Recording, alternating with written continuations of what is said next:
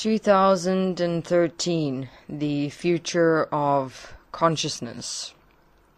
I'm here through the portal to discuss what is ahead for humanity within the current mind-physical relationship that human beings exist as. Now, what the human being would now be aware of as what we term the mind is your thinking, your internal conversations, backchats, your reactions of emotions and feelings, and how that would culminate into determining and defining your behavior. That humans' awareness is currently connected to and defined by the mind, meaning that whatever comes up in your mind, in your head, basically, the nature and the content of your thoughts, that which you think and participate in or imagine or fantasize about, that at the moment is what is defining you, your awareness, who you are, according to which you will react and respond in either a negative or a positive energy experience that will then, within that, encapsulate your total self-experience and therefore accordingly control your living and behavior within your physical body.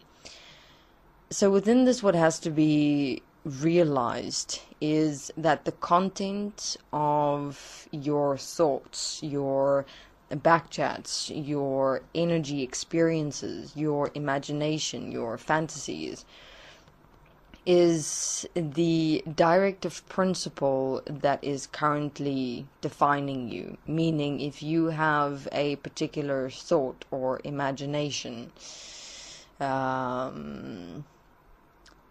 what happens is fascinating in that human beings do not question the content or the nature of those thoughts or imaginations. It is simply accepted as it being who I am.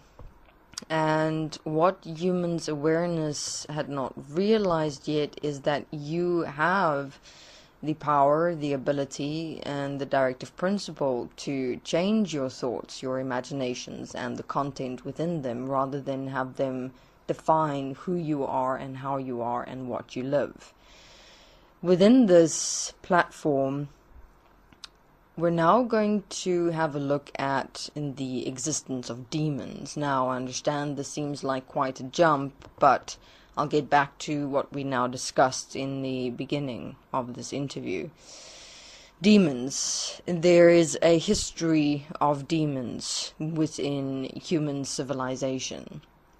The demons I speak of here are the interdimensional demons that existed within a demon dimension within and amongst human beings in and on this earth plane. Whereas the demon dimension formed part of the entire heaven existence, but the demon dimension existed in the lower planes, the lower energies of the heaven existence, and the heaven existence itself, with the higher dimensional or energy planes, where you now have your guides and angels and masters and gods and goddesses and all the light and love beings. They were situated way up in the beyond the atmosphere of this earth, this physical existence. So there was quite a separation between the heaven's hierarchies and the demon dimension. Within this, demons did play an integral role within much mind-physical consequence throughout the history of human civilization. For context of that history, I would suggest having a listen to the Journeys into the Afterlife interview series that is available on eQuaf. That will be referenced within the description box below, as well as Demons in the Afterlife, more specifically. Demons in the Afterlife is being walked by a demon through the portal and walking what the demon dimension consisted of. What was demons' relationship to the human mind, the physical body? How did demons possess human beings? Why did demons possess humans? Within that, furthermore, why did the heavens hierarchies not assist and support and help demons to materialize or become equal and one within the higher dimensional hierarchies? Why were demons left to create consequence in human beings' minds and lives? What is it of human beings that attracted demons in particular? When demons were exorcised, were they really exorcised, meaning becoming non-existent, or was there actually something more going on there in what the demons did while they were being exorcised? So there is essentially an entire library in those two interview series that I mentioned about the history of interdimensional demons in the heaven existence and within and amongst human beings. Furthermore, within this, what has to be understood is that demons, interdimensional demons, no more exist. There has been a new era, if you will, that had emerged within the heaven existence, with the demon dimension no more existing, with demons no more existing, and the heaven existence, as it existed, with all the hierarchies, no more exist. It has all changed through an extensive process that had been walked in the heaven existence. And again, for this process in how and why heaven changed and why interdimensional demons no more exist, again, this is being walked or in the process of being walked in the Journeys into the Afterlife series, and as well as Demons in the Afterlife interview series. Now, those two interview series more focus on the history of the heaven existence and the demon dimension, and up to the point of how heaven changed, which essentially mean that at this very moment, all that exists within and amongst humanity is this physical existence, meaning that there is no more interdimensional heaven demonic influence within human civilization or within the minds of human beings. And even this one will understand with walking in the Demons in the Afterlife interview series, where the demon explains how when a demon would possess a human being, the possession of the human being would be done through using the human being's own mind. Especially your unconscious mind will be accessed, for example, by the demon. The demon will use your own energies, your own mind, the content of your own thinking, your secrets, your deceptions, your fears, your angers, everything that constituted your mind, the demon would use within and as a possession. And so during a demon possession, what one in fact see that the demons simply emphasize or animate or substantiate is in fact the human's own mind in the levels of the unconscious, the quantum mind, and the quantum physical. And now here we're getting into dimensions or layers in which the mind in fact exists, that humans' awareness is not do not even know of, because your awareness, as I have explained in the beginning of this interview, essentially you are only now aware of your thinking, your backchats, your reactions, your imaginations. where those things that you are aware of are produced and created from is within the levels of the unconscious, the quantum mind, and the quantum physical.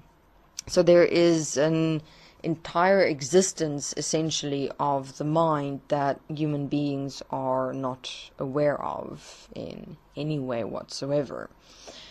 So the point that I wanted to make with regards to how demons have utilized the human's own mind to possess is the fact that essentially the nature of the human throughout human civilization has never been a direct influence by any heavenly being or demonic being. The mind, as the human, as the content and the nature of what comes up within you, has always, throughout human history, been a direct reflection of your real, true nature, of your beingness nature. If you want to have a look into and an investigation into that history as to why and how it is that, if we look at human civilization now and the nature of human beings, where did that nature of us originate from? Why is it that then within the history of our existence within existence that we had come to this moment of creating what we face on earth now? That history is being walked by the creators of the mind-physical relationship, the reptilians, that is also available on Equaf. Now, within this, what has to be understood is that who and what you are within your mind is your sole responsibility. It may not make sense to you, meaning that with me, for example, saying that what comes up in your mind is your responsibility, but if you look at the things that can come up in your mind, sometimes they're so abstract, so bizarre, so weird. It's like you cannot connect them to anything in yourself or your life, but yet they affect you. And this one can have a look at, for example, these violent thoughts that can come up, especially in moments where you are angered or frustrated, in a moment of friction and conflict, and it's like this rage just possess you, and you can have the most evil thoughts or imaginations come up toward another human being. Now, this is mostly quite evident in most human beings, and a human being can create such a self-defined relationship to what comes up in their mind that they actually start living it out, and it becomes their living being in this physical reality, and essentially become demonic in nature. So then here for a moment as well, in the Demons in the Afterlife interview series, one will see quite clearly the direct connection between interdimensional demons as they did exist, and how the mind in fact exists of the human, that represent and reflect one's real, true beingness nature. So within this, that things will come up in your mind that you won't necessarily directly relate to, but it's coming up within you. Therefore, it's part of you. Therefore, it exists within you. Now, this only happens where one can't relate to what comes up in your own mind, when you have in your mind a primary personality referred to as ego. That will be your primary self-definition. When someone would ask you, who are you? Tell me who you are. Whatever you answer would be how you and who you primarily exist as. However, if you notice your interactions with various human beings in your world, you'll find that you can be a different person dependent on the people or the environment or the situation that you are in. Now, this changes that happen within you dependent on external people, environment, or situations is indicative of various personalities that activate in your mind's existence. And therefore, within this, you do actually have various different personalities. And one will thus only not relate to what comes up in your mind when you primarily believe yourself to be only one personality, when really there are many more than one can imagine that in fact exist within you, from where these thoughts or memories or imaginations or fantasies in fact come from.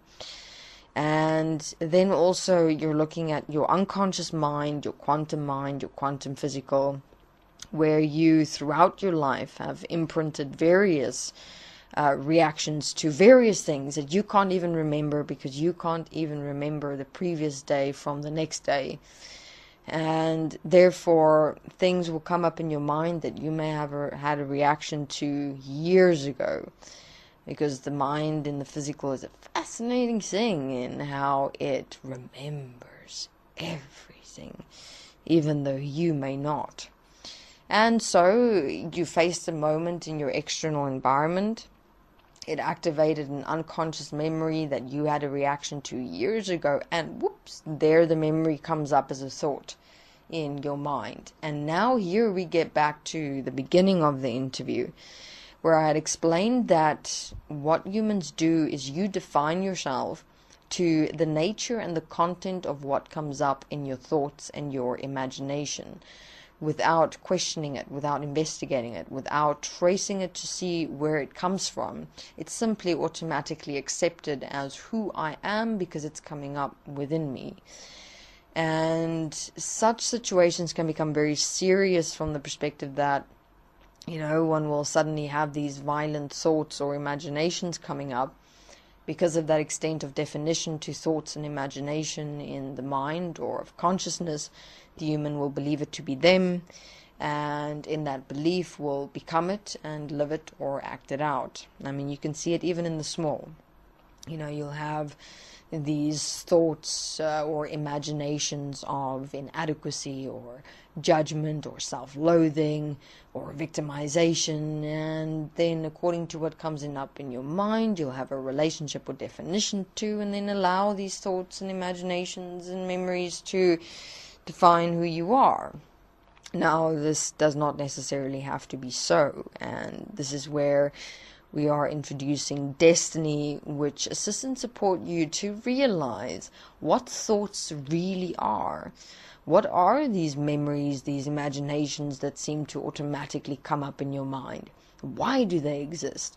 How can you trace your thought processes, your imaginations, your reactions of emotions and feelings back into the past to see how you have programmed yourself in energy as personality systems, and how you can change you through reassessing and reestablishing your relationship to thought, in realizing who I am is not thought. You are creating yourself to be thought through accepting and allowing yourself to define yourself through thought, which is currently determining who you are in your life and your living.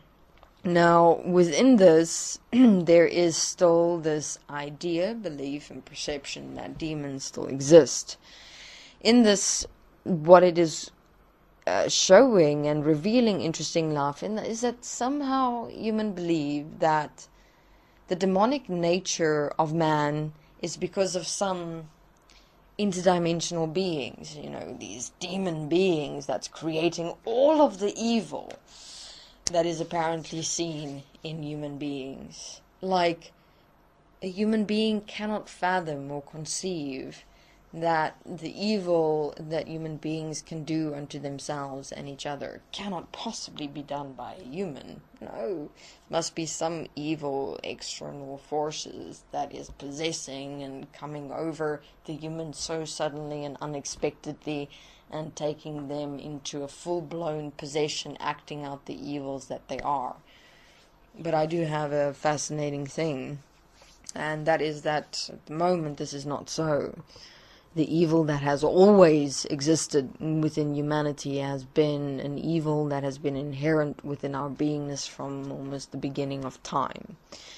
And what the mind has become a reflection a representation of that beingness, of that inherent nature of ourselves, that really truly what one faces in one's mind, what we're facing in humanity, what we're facing as this creation in this physical existence that exists, is all a reflection of ourselves individually and collectively. Now, don't yet get me started on all the positive beings and the love and light ones, in terms of that apparently the positive or the light and love reflect or represent their inherent beingness. No, on the contrary, what they have done is actually evolve from the perspective of hiding their inherent evil very well with light and love and positivity. But that will more be walked in the 2013, the Future of Consciousness interview series that I'm here to introduce. So within that, essentially, the demonic nature that is existent within the positivity and the light and the love, as essentially the wolves in sheep's clothing, if you will. Now, getting back into humanity, the reality that one have to see, realize, and understand is that we are and always have been the only ones that have been responsible for what exists and what human nature have become. Now, within this, that the demons that one will see within humanity, within human civilization, is mind demons. What do I mean by mind demons? Now, again, this is not some interdimensional being or separate force as a mind demon that is taking over or possessing a human being. No, I'm meaning the demonic nature of man. I mean, you can have a look at your own thought processes, your own imaginations, your own thinking patterns, your own reactions. How often one have demonic thoughts which is the evil, the bad, the dark, the negative, that can come up in your mind in an instant and take over. How often one had deliberately spited another human being, deceived another human being to, in a way, get back at them and take revenge, and actually enjoying it. Within this, to have a look at this interview series, because in it we're going to walk the detail of what mind demons are. What is the demonic nature of man, of human beings, the inherent evil of our beingness? Why does love and light and positivity and goodness and benevolence exist, yet it does not seem to change the inherent nature of the evil of man within this physical existence and our minds? Why are our minds more primarily reactive, demonic, possessive, evil, bad, negative, and dark in nature? What are these thoughts, these imaginations that can come up, that can be violent, that can be abusive, that can be really extensive in the sense that sometimes one cannot even relate to it, but it still comes up? What is the future of consciousness within humanity if the mind, our inherent beingness that is represented and reflected within the mind, if it's not directed, sorted out, changed into a living solution in actually changing the nature, our inherent beingness within humanity? I mean, we're going to take mind demon possessions as examples and walk them through in detail. Like, for example, feeling like there's a demonic presence around you. What is that? How is that actually created within your own mind by your own fears? Hearing voices in the head, demonic voices in the head. Here we're going to, for example, have a look at personality systems in the mind and consciousness that can actually have different voice tonalities to individualize them or personalize them, and that those voices in the head are actually animated by and through one's own mind, one's own consciousness. What are demon possessions that are, for example, now currently experienced by human beings, even though interdimensional demons no longer exist? How can you create your own mind possession through thinking and through belief, through emotions and feelings? What are the demons that human beings are apparently now seeing in other human beings? How can one, in one's imagination, actually create an idea of what demons are, what they look like, what are their nature? I mean, if one have a look at how much you use your imagination when you're listening to other people speak, for example, when you're reading, when you are hearing things, simply a conversation that other people are having, you have a really active imagination. And how fast does that imagination move? Instantaneous. I mean, so fast you don't even have any awareness or directive principle of how it happens. It's like just there. I mean, how much does miscommunication and misunderstanding manifest in simple relationships because of your overactive imagination that can just blow reality completely out of proportion? So within this, what will happen, for example, is a human being will, in their imagination, create a projection, a simulation of what demons are, and then all of a sudden see it in everyone, everywhere. Oh, humanity is demon possessed. I see demons everywhere. They're in everyone. They look like this and like that, and that's what they do, and that's how they do it. When all the while, I mean, what a human being does not equate is that you don't realize that what you're seeing, you're not really in fact seeing, because you're looking through your own mind. You created a projection of a demon in your own mind, and now you are through that, through your own imagination, seeing demons in all human beings when there really is none.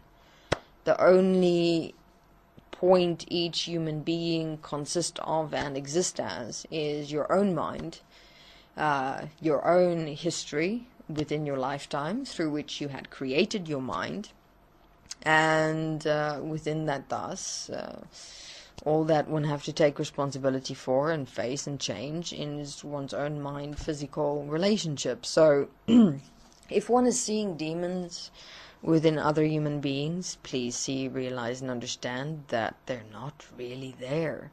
You can go back and see how you created your idea of a demon in your own mind, and from there you now all of a sudden saw it everywhere.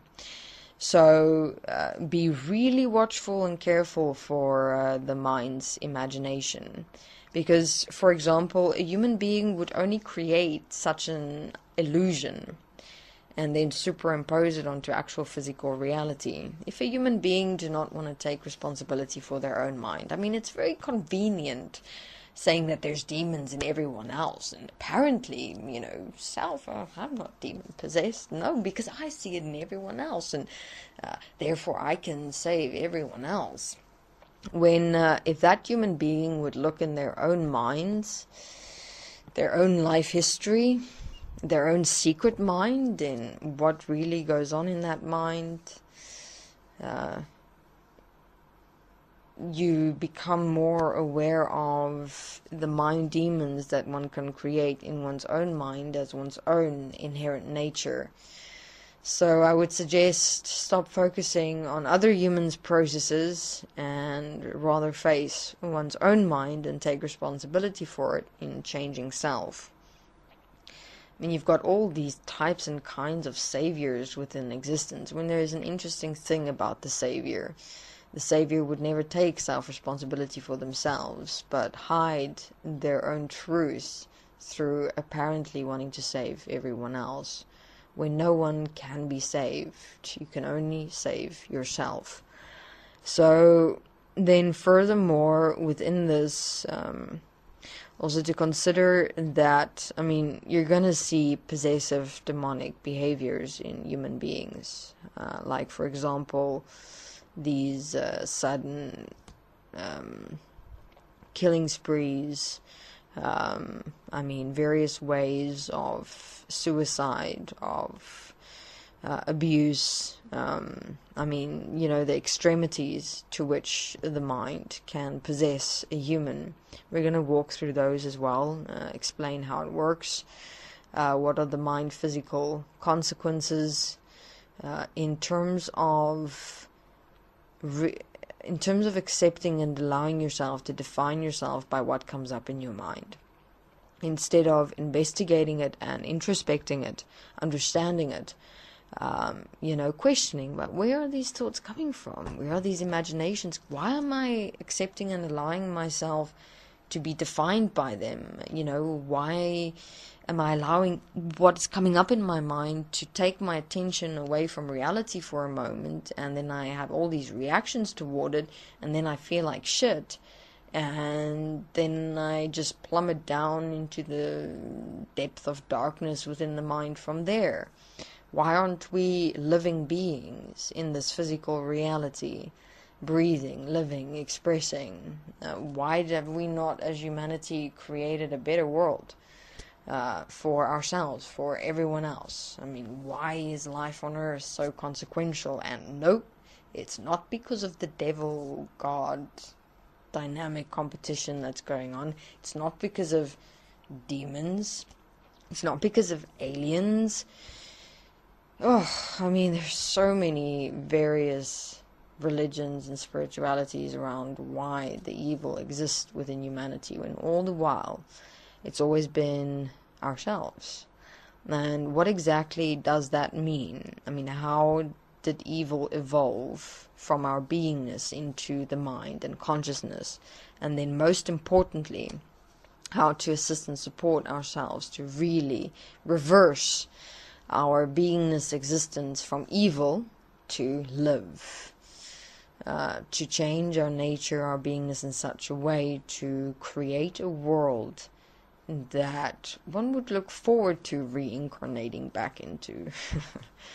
And a world where one would not want to leave from, essentially, you know, a real home for ourselves, for everything and all beings within this physical existence.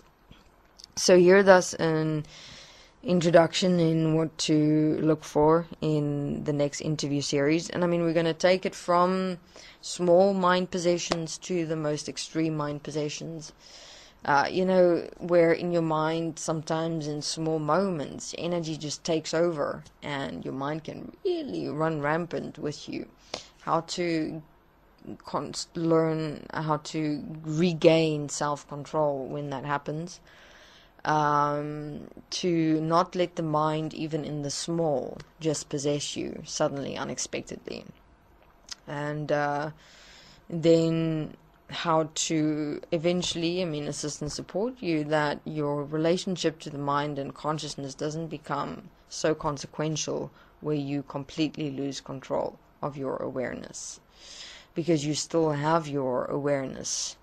If you can still, you know, see thoughts and internal conversations and reactions, where you can see your relationship to it, in that you still have the time and the opportunity to take responsibility and direct it and stop and change it, before it gets to a point where you don't even realize that your awareness had been completely possessed by the mind and consciousness. Right. Thank you very much.